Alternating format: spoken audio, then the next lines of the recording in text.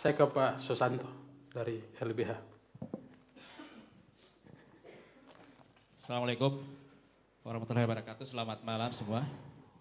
Saya langsung saja. Memang batu hitam ini sudah menjadi isu nasional ya. Paling tidak Bang Hadi ada beberapa hal yang ingin saya sampaikan. Yang pertama, memang masalah batu hitam ini menurut kami dari LBH Limboto masuk di kualifikasi pertambangan yang ilegal. Ya. Kalaupun dia ada di wilayah GM itu tidak ke batu hitam. Ya. Jadi dia tidak punya izin ke situ. Sehingga memang menjadi sebuah hal yang sangat dilema. Di satu sisi ya ada rakyat yang butuh makan dan tadi sudah disampaikan bahwa dari kecil mereka di situ hidup, makan di situ. Bahkan ada yang bilang S1, S2, S3 boleh di situ, enggak pakai. Nah, itu menjadi problem. Tapi di satu sisi dari aspek hukum lingkungan juga tentu pemerintah harus memberikan perhatian. Makanya memang benar harus ada pengaturan. Nah, yang kedua, ini sekedar masukan saja buat teman-teman aktivis ya, LSM, NGO. Memang adalah tamparan bagi kita masyarakat Gorontalo, khususnya Polda Gorontalo.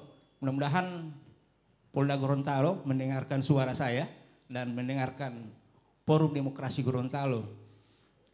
Tamparan bagi kita 5 atau beberapa kontainer ya truk itu ditangkap nanti di Jawa Timur.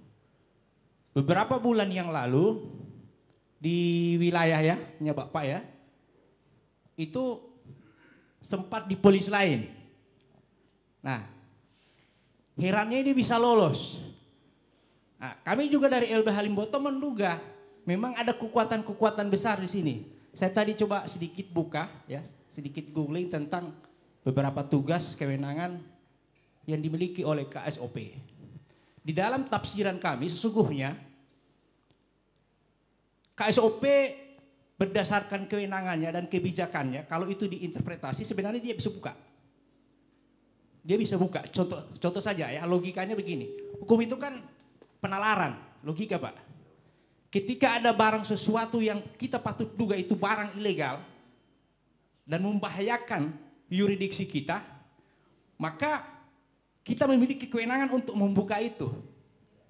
Nah, disinilah pentingnya atau kemauan atau inisiatif dari KSOP untuk mestinya berkoordinasi dulu dengan beberapa pihak. Kalau memang tidak mau dibuka, kan sebenarnya tidak mesti harus tunggu laporan juga sebenarnya. Opini atau isu yang berkembang di masyarakat itu mestinya juga harus dijadikan atensi. Karena kenapa? Karena ada kepentingan banyak orang di situ. Nah, tapi ini mungkin tidak menjadi bagian pemikiran dari teman-teman KSOP karena memang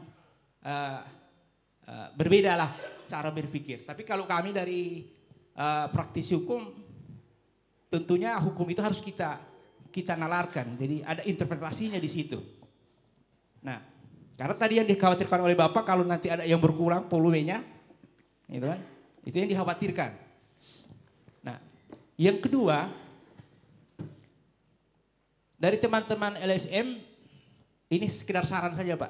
Ya, sesungguhnya kalau terkait dengan bidang lingkungan, kalau di situ menyangkut hajat hidup orang banyak lalu kemudian menimbulkan dampak lingkungan yang luar biasa, ada upaya hukum yang bisa ditempuh oleh teman-teman LPKPK. Misalkan melakukan upaya hukum citizen lawsuit atau gugatan class action. Hanya ini memang harus dipikirkan karena akan ada benturan sebenarnya, gitu. Karena tadi dijelaskan bahwa ini tambang ilegal. Nah, sementara karakteristik gugatan class action citizen lawsuit itu endingnya nanti tambang ilegal itu ditutup, gitu. Nah, tapi tetap skema-skema ini menjadi alternatif. Sama seperti yang di Puwato kemarin, kami juga LBH Limboto sempat bersuara. Di atas memang ada rakyat yang menambang. Tapi dampak yang ditimbulkan itu mengakibatkan rusaknya atau tercemarnya air. Yang kemudian mengakibatkan suplai air bersih di wilayah Marisa dan sekitarnya itu menjadi terganggu. Bahkan sampai 2 kali ada peristiwa di situ, itu ada korban jiwa. Nah, saya sampaikan ke teman-teman aktivis di Pohuwato, lakukan upaya hukum. Parlemen jalanan memang adalah sebuah upaya. Nah, namun ketika parlemen jalanan sampai di DPRD, maka rekomendasi itu adalah rekomendasi politik. Maka saran kami dari LBH Limboto, teman-teman harus melakukan upaya hukum, menggugat pemerintah dengan gugatan class action.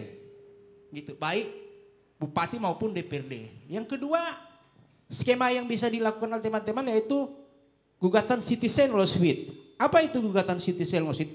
Gugatan kewarganegaraan.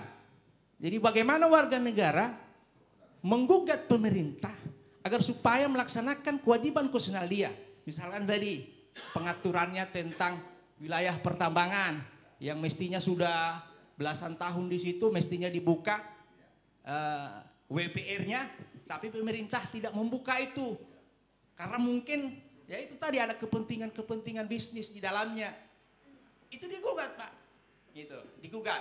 Saya yakin kalau upaya-upaya hukum itu yang dilakukan, pemerintah pasti akan memberikan perhatian serius. Bukan kami tidak percaya kepada upaya-upaya parlemen jalanan, hanya saja sifat rekomendasinya adalah politik saja. Gitu. Upaya hukumnya tidak. Itu mungkin saja dari kami Bang Hadi. Semoga penegakan hukum di bidang pertambangan, saya tidak akan perlu menjelaskan tindak pidana di bidang pertambangan.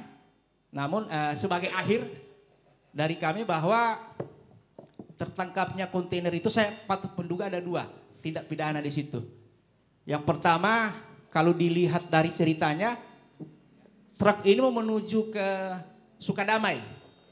Nah, saya menduga ini untuk bisa mendapatkan izin. Ya, untuk mendapatkan izin. Jadi di Jawa Timur itu nanti tindak pidananya adalah pelaporan data palsu. Gitu.